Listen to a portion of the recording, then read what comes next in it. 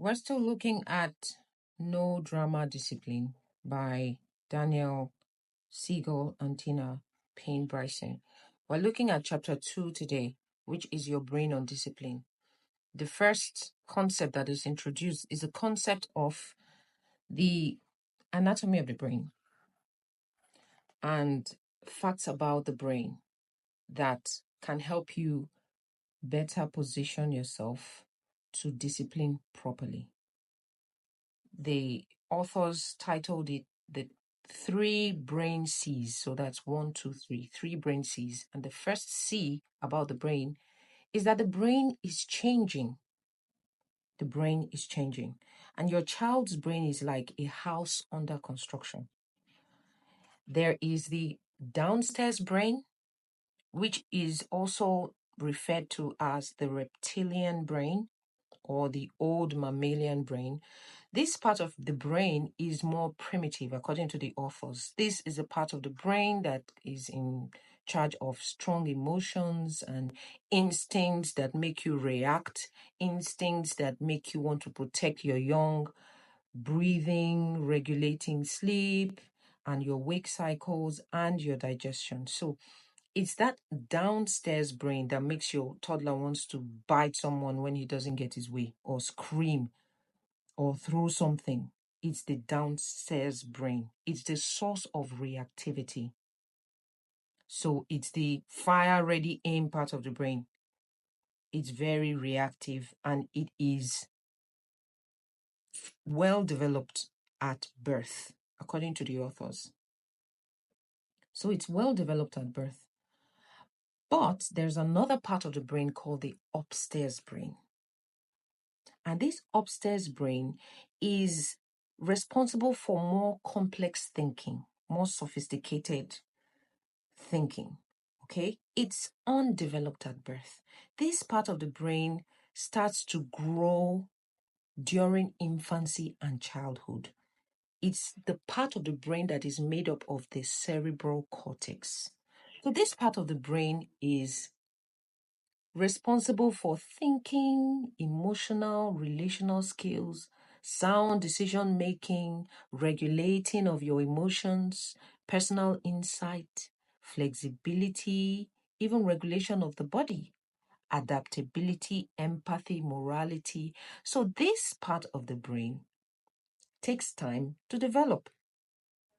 And it actually won't even be fully formed until the person reaches their mid-20s.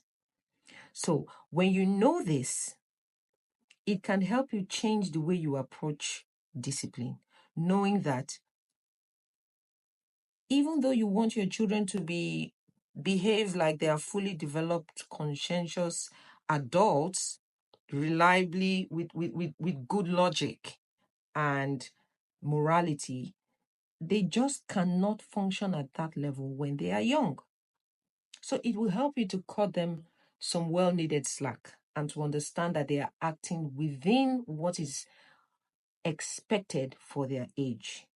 No matter how smart or responsible a child is, it's not fair for you as a parent or a caregiver to expect that child to always handle themselves well or to always distinguish between a good choice or a bad choice.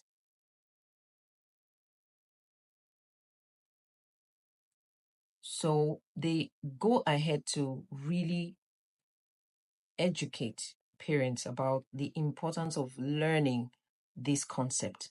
The brain is changing. Your child cannot consider their motives and intentions when they assess a situation. Their upstairs brain is still growing.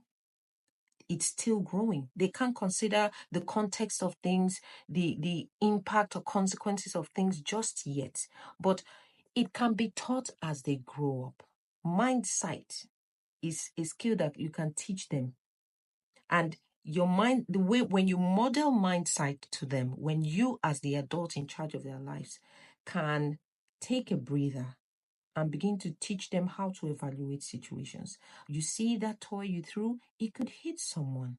Would you want to hurt someone? No, I don't. Okay, so if you don't want to hurt somebody, don't throw toys anymore. You begin to model and teach and instruct them on what to do. And over time, they will develop it for themselves. You don't simply, the author says that we don't simply react to their external actions. We tune into the mind behind the behavior. We also remember that what they are capable of isn't always the same. Their capacity changes when they're feeling tired, hungry, or overwhelmed. Like I said before, you need to also understand that there are circumstances that can impact your child's behavior. So rather than just react, be genuinely concerned, be genuinely interested in understanding the mind behind their behaviors. They will not always be in that frame of mind because their brain is changing, okay?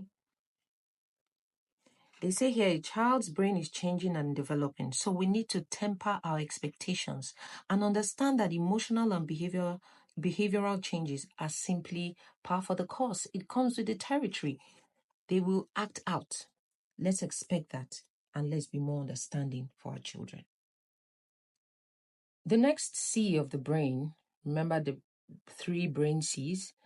The next C is that the brain is changeable. The brain can be molded intentionally by experience. There's a concept called neuroplasticity, which says that the brain's physical nature can change based on the experience that we undergo. The brain is plastic or moldable. Yes. So that means the experiences that your child has can determine the form that the brain takes. And this is not a bad thing. So if you have prior to this time handled discipline in a way that you know is wrong for your child, you don't have to give up or think you have damaged your child. You can simply change the kind of experiences that you give your child, and the brain will conform to those new positive experiences. They say here that trauma and stress can have a high impact on the human brain. So people or children who have or are exposed to traumatic experiences, their brains are different from people who have not been exposed to those experiences. And so the neuroplasticity of the brain has a lot of ramifications for what we do as parents. So if we know now that repeated experiences can actually change the physical architecture of the brain, then it becomes important that we as parents are very intentional about the kind of experiences we give to our children. How do you interact with your children? Do you yell at them? Do you raise your voice at them at the slightest irritation? You are modeling for them what they would do when they grow up. How do you communicate with them? And what do you think you are teaching them about relationships, about behavior, about how to handle themselves, about respect, and how to talk to others? Everything that your child sees or hears or touches or smells impacts their brain and influences the way they view and interact with their world. So it's important that we give them positive experiences. There's a statement that says neurons that fire together wire together. So it's saying that based on research, the kind of experiences that you give to your child or you allow your child's brain to experience can form a link between what they experience and what they feel. So, for example, if they have a good experience with their math teacher, then they're going to associate that good experience with mathematics and it will impact their love for math. Same thing is if they have a negative experience with a harsh or a not so kind teacher or an instructor, they're going to associate that feeling with that subject, which is something we know that a lot of people don't like mathematics today because they had really mean math teachers. So you also consider it as a parent when you help your children to do their homework. how do you come across? Do you come across as mean or harsh or frustrated? Because they are going to, neurons are wired together, fire together. If they are having that negative experience during homework, soon they are going to associate that bad feeling with their subject and begin to hate academics because of the way they are treated when they make mistakes or when they are being instructed. So let's take note that neurons that fire together become wired together. So knowing that the experiences lead to changes in the brain, we want to also consider the kind of connections we are making, that we are forming in the brains of our children, and how they will play out in the child's future. Of course, we can't protect our children from all negative experiences. They need challenges in order to develop resilience, okay, and also to be able to learn to adapt in life. But we knowing that we can't shield them completely, what we can do is to help them make sense of their experiences so that even if they go through challenging situations, we are helping them to code in those challenges as learning experiences rather than as traumas that can limit them. So if they go through something, have a conversation about the difficulty that they encountered. Or what do you think you can do next time? Do you think next time you can be more careful so that you don't slip and fall down? Rather than just yelling at them and saying, why did you walk? Didn't you see this on the floor and all that? It becomes a trauma in their head. Walk through whatever the issue is. Why do you think you fell down? You were not watching. So you didn't see the water on the floor and that's why you slept. Or you were jumping in the bathroom and you know the bathroom floor can be slippery and that's why you fell down. Next time, what do? We don't jump in the bathroom. Next time, we watch where we're going. And you begin to explain these challenging situations so that they become powerful learning experiences and not trauma to your child. So that's the second C. The brain is changing. When parents, the authors say here that when parents discuss experiences and memories with their children, with their kids, the children tend to have better access to memories of those experiences. Kids whose parents talk to them about their feelings also develop a more robust emotional intelligence and can therefore be better at noticing and understanding their own and other people's feelings. So when your child, this is something I also do. I love it. When we're reading, if whether we're reading a book or we're outdoors, we can just look and say, what is this? What's this character feeling? Look at his face. Oh, his mouth is open. He's surprised. That is this that's how to recognize surprise. What's his character? What's his face? He's angry. So when they look at somebody who is surprised or angry, they can tell that emotion in real life. So talk to them about emotions and what their emotions, their feelings.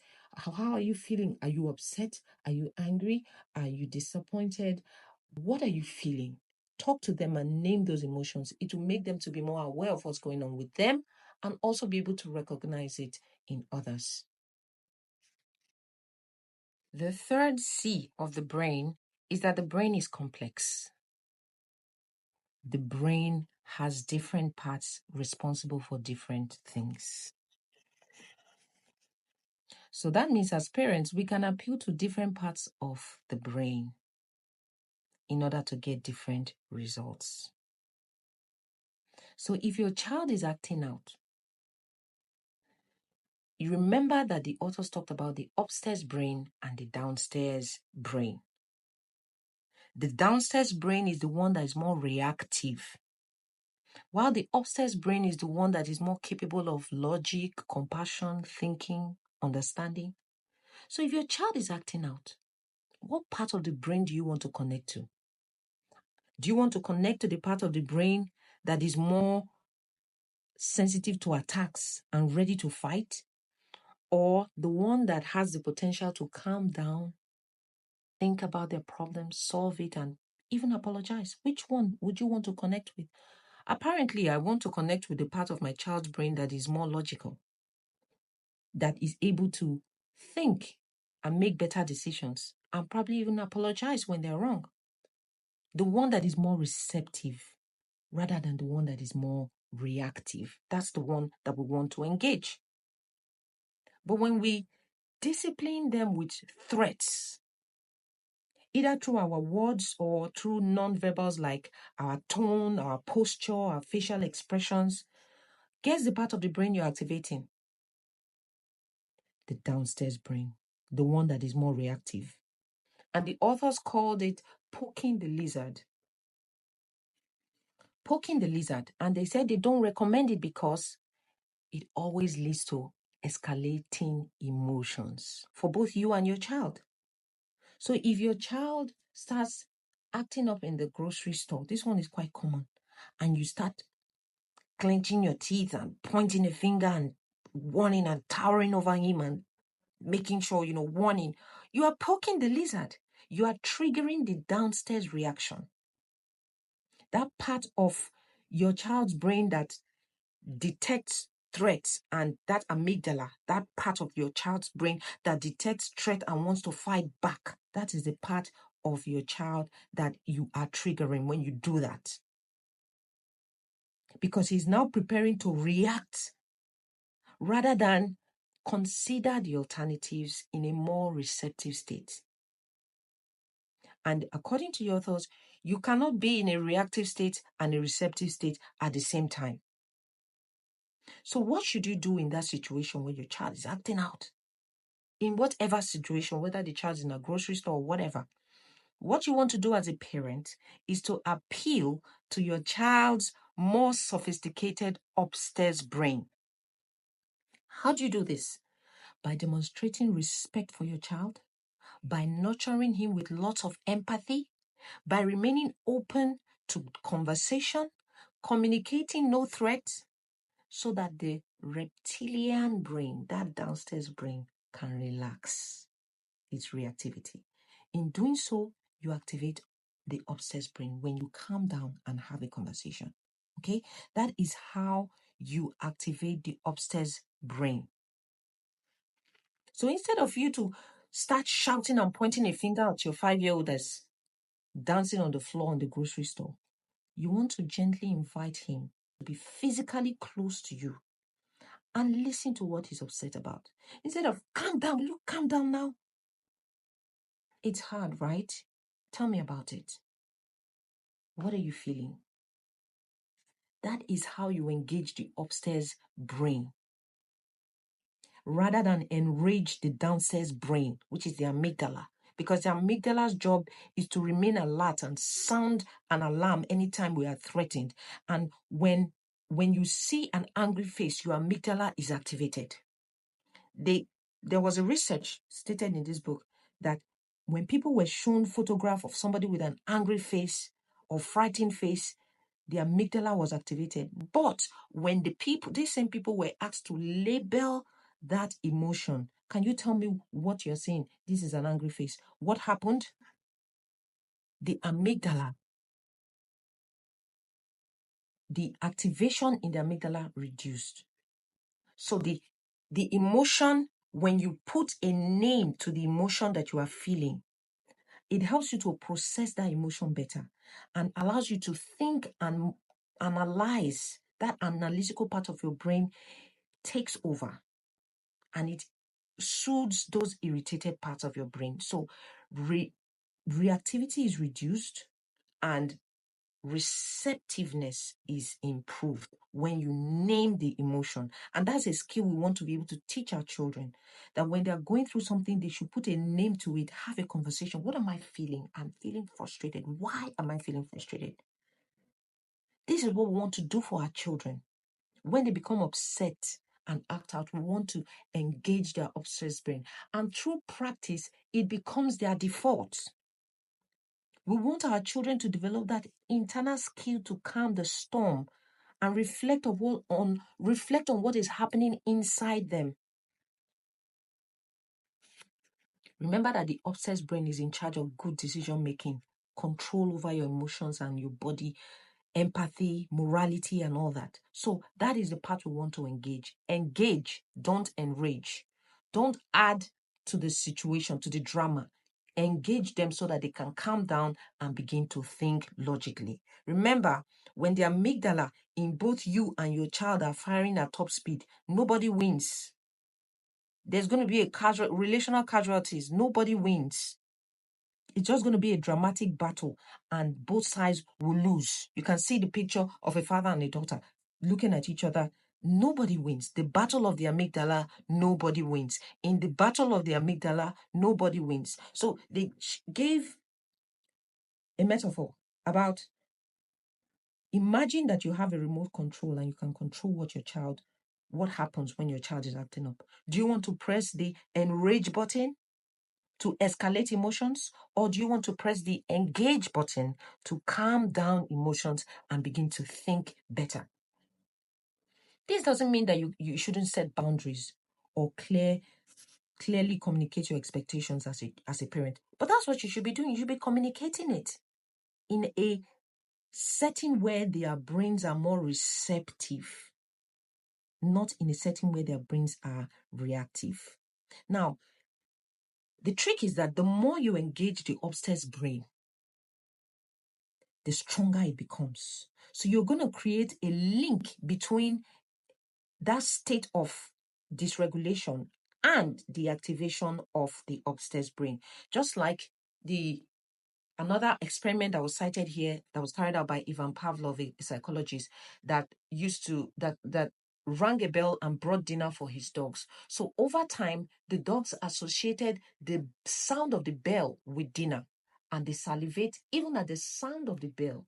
Okay, so when the bell and the food are brought in, they salivate. But even when the food is not brought in, once they hear the sound of the bell, they also salivate because they've been able to link that sound with food and link that food with salivation. Okay, so the more you associate engaging the upstairs brain with that chaotic state, the more your child will be able to link those two experiences together. So anytime they are in a situation where they can't control themselves or they are getting overstimulated, automatically the upstairs brain will kick in. Why? Because of practice.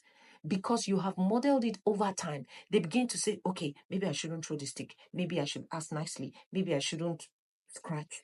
Over time, if you are consistent with the way you help your children to associate their dysregulated state with the upstairs brain, over time, automatically, they will be able to self-regulate over the years, which is why consistency is key in parenting. They'll be able to build those connections, and using their upstairs brain more and more will become their natural go-to, and they'll be able to handle themselves better and handle their relationships better. Now, let's look at how to apply this brain C's. The brain is changing, the brain is changeable, the brain is complex. If your child is in the heat of a meltdown, understand that their brain is changing.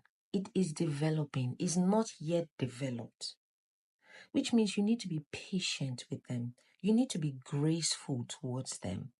Don't expect them to control themselves at that young age. They don't have the capacity to just yet.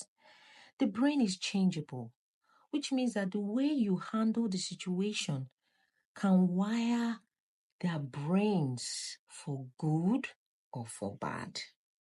So what you want to do is to be extremely kind to them. It's to be kind, is to pull them in, is to give them a good experience. Show them that you are not filled with anger towards them. Let them know that they are not alone. We've all been there. You understand? Show them that you are caring. Pull them close to you. Give them a hug. Say something nice. Of course, you want to do your best to make your child feel that you are there for them.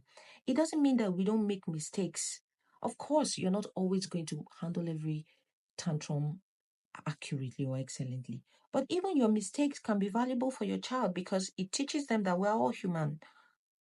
We all make mistakes. And that is an experience you also want your child to have. Of course, you want to apologize if you do something that is can be damaging or can be extremely hurtful for your child. It's important as parents that we learn to also apologize.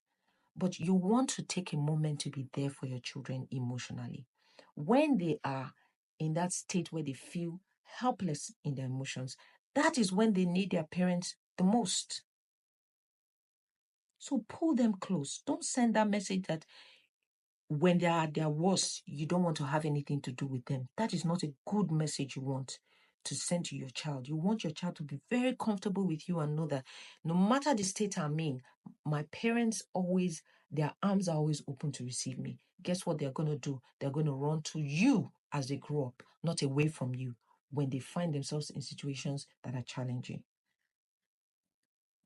So understanding these three C's, the first step is to connect with your child. Before you redirect that behavior, before you start giving them lectures on what is right or what is wrong or what they should have done or how they should have thought, the first thing is to connect with them. When you hold them close physically, you are connecting with them. When you tell them, I know how you feel. It can be frustrating, right? I'm sorry. Tell me about it. When you say some such things, you are connecting with them. When they know that they are safe with you, then they will calm down. Then that upstairs brain kicks in and the downstairs brain relaxes. It is through connection that we activate the proper aspects of their brain that will allow them to begin to reason. Hey, I know you're sad. I understand. I understand you want to play with that toy, but your big brother is playing with it. I'm sorry you feel this way. Do you think you could have asked nicely? Do you think you can wait your turn? But first and foremost, connect. Connect. Of course, your children will not always act 100% respond to you all the time. That's not a guarantee, but it will de-escalate the drama. It will de-escalate the drama. So this is not a magic pill that will make sure that your children always react or respond to your attempt to connect in a positive way all the time. Of course not. Children are human beings. They have their own emotions. They have their own agenda. They're not computers that we're supposed to program to do what we want. They are not robots. But with this approach, you are sure that the drama will reduce and they'll become more receptive to you. When our children are acting inappropriately, they need to know that we're going to be there for them, that we're not going to turn our backs on them or reject them when they're in distress. So we don't give them that impression that their happiness is a condition they must meet in order to receive our love. We need to be able to communicate that subtle message that I'm with you, I've got your back. Even when you're at your worst and I don't like the way you are acting, I love you, I am here for you. I understand that you are having a hard time and I'm here. This is such a powerful, subtle message to encode into your child's subconscious. This is a kind of safe, predictable, sensitive, loving, relational discipline that will allow your child to feel safe. That is when they grow up to become independent individuals whose brains are wired in such a way that they are better able to think through their decisions, comprehend what they are actually feeling about a situation because you've taught them to name it, consider other people's perspectives, and come to a sound conclusion on their own. Rather than the kind of parenting where the focus is on control. You must do what I say because I said so. If you don't do it, punishment. That kind of parenting that is based in fear, that sends the message to the child's subconscious that they need to toe the line all the time. It undermines the feeling of safety. If a child lives in constant worry that he might mess up or he might make his parents unhappy, by the way, your child is not responsible for your happiness, so don't put that burden on the child. But if he's living in that mentality that I have to make my children happy or my parents happy or I will be punished, he wouldn't have the freedom to do all the things that grow and strengthen his upstairs brain, which is considering other people's feelings, understanding himself, making better decisions. We don't want our discipline to cause our children to focus all their energy on making us happy or staying out of trouble.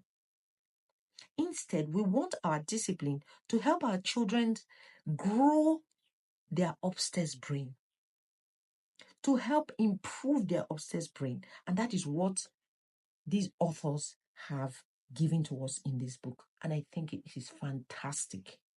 It's a fantastic way to go about discipline. There are so many benefits to using this no drama discipline approach. Apart from the fact that it will help you to diffuse highly charged situations and reduce the chaos, it will also help you build a better relationship with your child, because you are communicating to them that I love you and you are safe. Even though I'm setting boundaries for your behavior, you are safe here. So it builds your relationship. But also, it helps to build the brain, because it is strengthening those neural connections between the upstairs brain and the downstairs brain. Those connections that will help them to become more responsible, help them to become more flexible in decision making, help them to become more empathic, help them to develop a strong sense of morality. When we approach discipline with this mindset, with this philosophy of no drama discipline, then we help to strengthen those fibers between the upstairs and the downstairs brain. The upstairs brain is able to override those primitive impulses of the downstairs brain. The way that we interact, I love this statement they made. They said the way we interact with our kids or children when they are upset significantly affects how their brains develop, and therefore what kind of people they are, both today and in the years to come. The way we communicate with them, especially at those times, it impacts their skills. It impacts them as people. So every time we have an opportunity or our child is acting out, is a golden opportunity for us to begin to teach them or instruct them in how to exercise their upstairs brain. And the more they exercise their upstairs brain, the stronger and more fully developed it becomes. When we ask them questions that develop insight into themselves, they become more insightful. When we encourage them to empathize with someone else, they become more empathic. What do you think that John felt when you said this to him? Do you think he felt good? Do you think it was nice for you to say this to your brother? The more we begin to ask them questions that cause them to empathize, the more empathic they become. The more we ask them questions about themselves, the more insightful they become. So when you are angry, how does it make you feel? I feel like throwing things. I feel like biting something. I feel like this. So you are teaching them to look within when they are having negative emotions. And when we give a child the opportunity to decide how he should act, rather than simply telling them what to do, what happens? They become better decision makers. So instead of go and apologize to your brother now, you can say, what do you think you should do to make things right? Now that you've said this to your brother and he's upset with you, what do you think you should do? Or I think I should maybe bake him a cake, or go and apologize to him, or write him a letter. Those are good things. Those are good things. And the more your child does that, the more they become a person who can empathize and make things right in their future relationships. And that is one of the biggest goals of parenting, that our children become more insightful, empathic, and able to make good decisions on their own. The saying, give a man a fish he will eat for a day, teach a man to fish he will eat for a lifetime. We're giving them the tools. We're not merely telling them what to do. We want them to be able to do better. Not because we are watching them or telling them what to do. Unless you want to live with your child forever. No sane parent wants that. We want them to learn to make productive choices on their own, whatever situation they face. That means every time they misbehave, is a golden opportunity for us to give them practice in building those important skills, in wiring their brain to strengthen the logical parts, the upstairs brain. Every time they misbehave, golden opportunity for you. Not to shout, not to trigger the downstairs brain, but to strengthen the upstairs brain. I love it. The final concept in this chapter is about building the brain by setting limits. The authors teach us that when we set limits for our children, we help them develop the parts of their brain, of their upstairs brain, that teaches them to control themselves and regulate their behaviors and their body. So they introduce us to the nervous system of the human body, and they teach that there are different aspects of this autonomic nervous system. And this autonomic nervous system has the sympathetic branch, which is a part of you, or the branch of the system that is also known as the accelerator, like the gas pedal, the part that makes you to react with gusto, to situations, the part that primes your body for action. And then there's the other part of this autonomic nervous system, which is called the parasympathetic branch, which is the brake. It's like the opposite of the sympathetic branch. It's the brake off that system that allows you to stop and regulate yourself or your impulses. Now, keeping the accelerator, the sympathetic branch, and the brakes, the parasympathetic branch, in balance, keeping those two in balance is key for emotional regulation. So, when our children develop this capacity to control themselves, to manage the sympathetic and parasympathetic, the gas pedal and the brakes, when they develop this ability to control themselves, even when they're upset, that is as a result of being taught to balance these two branches of their nervous system. They have been taught by us, the parents, to balance these two branches. That is when they become able to control themselves. Now, there's another interesting concept here. They say that when an activated accelerator, or a situation where your child is acting inappropriately or impulsively, when that situation is followed by a sudden application of brakes, that's when your child acts out and you as a parent set limits to that behavior, it leads to a nervous system response that will cause the child to stop and feel a sense of shame in quote. So, and this shame they're talking about is a healthy kind of shame. So when they start avoiding eye contact, they do something and you stop them from doing it. They start avoiding eye contact, feeling a heaviness in their chest or feeling a sinking feeling in their stomach. So that is when we say, oh, this child is feeling bad about what they've done. They are explaining that is an activated sympathetic nervous system that is followed by setting limits, application of brakes, parasympathetic, okay? So the authors are saying that is not entirely a bad thing, because knowing that you have crossed a line is healthy for you as a person.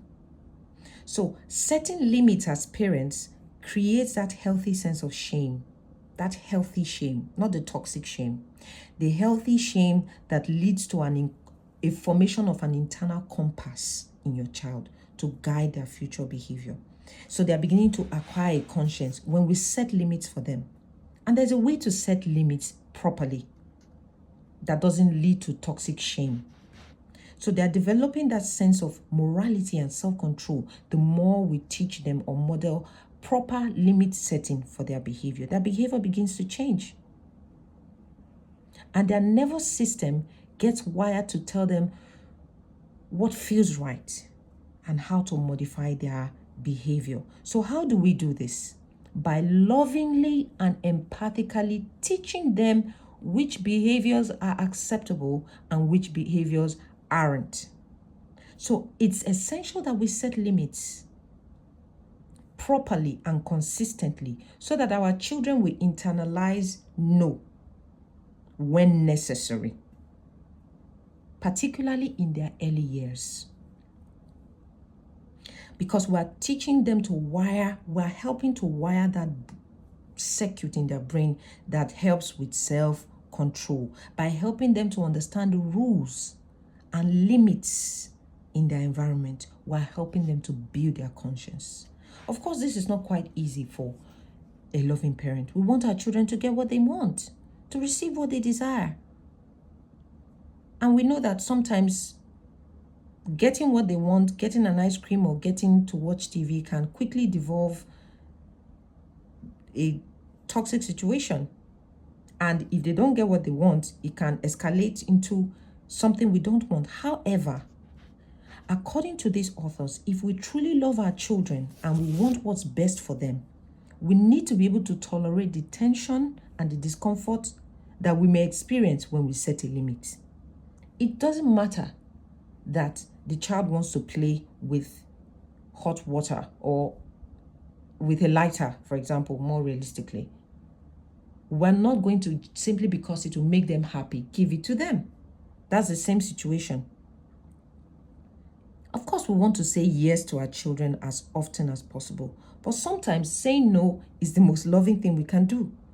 But there's a caveat. We mustn't say no all the time or far too often or automatically or when it's not necessary. Just telling a child, stop it, stop running, stop touching that balloon, stop running, stop, don't spill, don't do this, is not the goal here. Not to become that person that our child associates, oh, she will never accept, she was always saying no, or he is always saying no. It's not that we want our children to hear no a lot.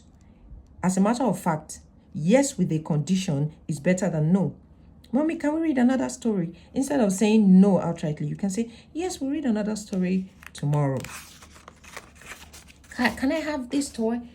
Or can I have an ice cream? Yes, you can get an ice cream on your birthday or next week, rather than just saying, no, you can't have it. So we don't want our children to internalize or hear too many no's. However, we want them to understand the importance of recognizing limits so that they can become better at putting on the brakes by themselves when necessary, when it is necessary. Now, there's another important caveat here, that when setting limits, let's not show too much anger or use negative comments that will assault the child. Because if we set limits with negative reactivity, that healthy developmental shame that they're supposed to develop to manage, to control themselves in the future, is now transformed into toxic shame and humiliation. So, that toxic shame is opposite of healthy shame. Healthy shame is when they know that I've done something wrong and I need to correct this. But toxic shame is giving them that painful sense that they are defective on their inside.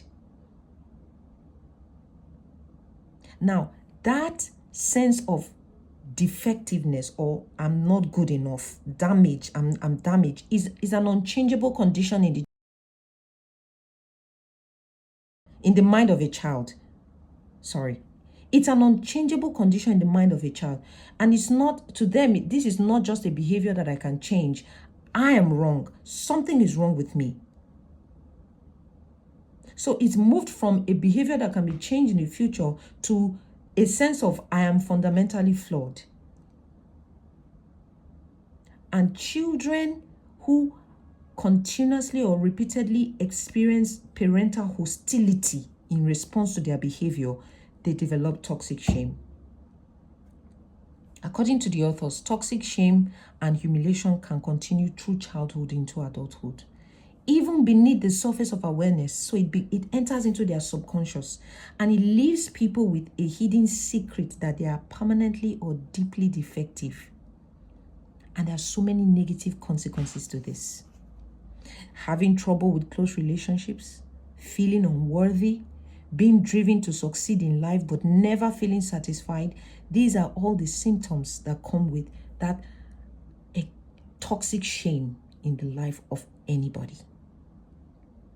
And we as parents, we can avoid giving our children this toxic shame by learning how to set structures without humiliating our children. And that is what no drama discipline encourages. That you can set a structure with respect. You can teach your children to consider the feeling of others, to look inwards, to make difficult decisions, even when they're having a desire to do things otherwise. You can teach your children to put all these emotional skills and social skills into practice without making them feel inadequate in themselves. When we discipline with this understanding that our children's brain are changing, they are changeable, and we discipline with that notion, with that understanding, then we're able to build that healthy sense of shame. I think this is fantastic. So this is an illustration of, instead of using an outright no, try a yes with a condition, like I illustrated earlier. So the child is saying, I want another story. So instead of saying, no, we don't have time for another story, you can simply say, yes, we can read another story tomorrow. So this is a very good skill to have. It's so important for us to discipline our children in such a way that they can separate their behavior from their identity. Let us not discipline them in such a way that they develop toxic shame and begin to think that they themselves are defective. Oh, I'm not good enough. Because if you are always attacking and complaining and using this anger and negative comments to assault a child, they will associate it as their identity. They'll begin to think that they are the ones that are not good enough, and it will follow them. It can follow them for their lifetime. So let us be conscious about this, knowing that their brains are changing, their brains are changeable, their brains are complex. They can feel good about who they are as people while they are learning to modify different aspects of their behavior. Every single time our children misbehave, they are giving us an opportunity to understand them better. We have a sense of what they need help learning. Children act out, not because they are bad or because they're disrespectful, but because they have not yet developed the skills in that particular area. So if your child is showing impatience and pushing somebody out of the line or pulling somebody's hair because it's not his turn yet, that child is telling you with that behavior, I need help learning the skill to wait my turn.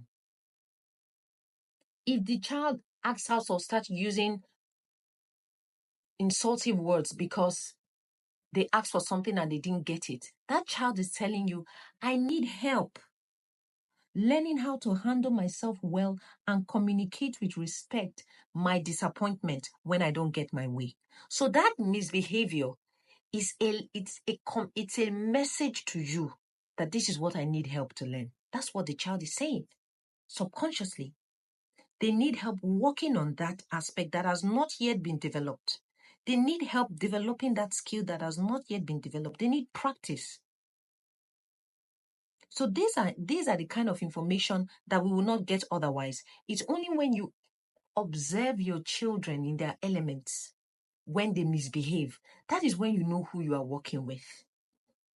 Which is why it's such a blessing to be able to stay and watch your children grow. It is such a blessing because it is at those times when they act out that you see the aspects you need to focus on. These are the things that my child needs skills building. Knowing and observing your children helps you to come up with intentional steps to give your children the experiences that will help them improve on that ability. Whether it's they need help with learning how to share, knowing that they need that help, you as a parent become intentional about what kind of things do I want to be exposing my child to teach them how to share, to teach them how to think about others, to teach them how to speak kindly, to teach them how to wait their turn, and so on. So every misbehavior moment that you might be frustrated about, once you understand that this moment is an opportunity for you to teach and not just a miserable experience for you to endure, but an opportunity for you to teach, it helps you to reframe your whole mind about discipline. You begin to see it as a chance to build their brain, to teach them something significant, something important that will carry them through their lives. What a powerful way of looking at discipline. And I hope it impacts you as much as it has impacted me and continues to. So this is all for chapter 2. And I can't wait to get to chapter 3, from tantrum to tranquility, which will go into how to actually calm the chaos. I love it. Chapter 2 is gold, and I can't thank the authors enough for this book. This is a powerful book.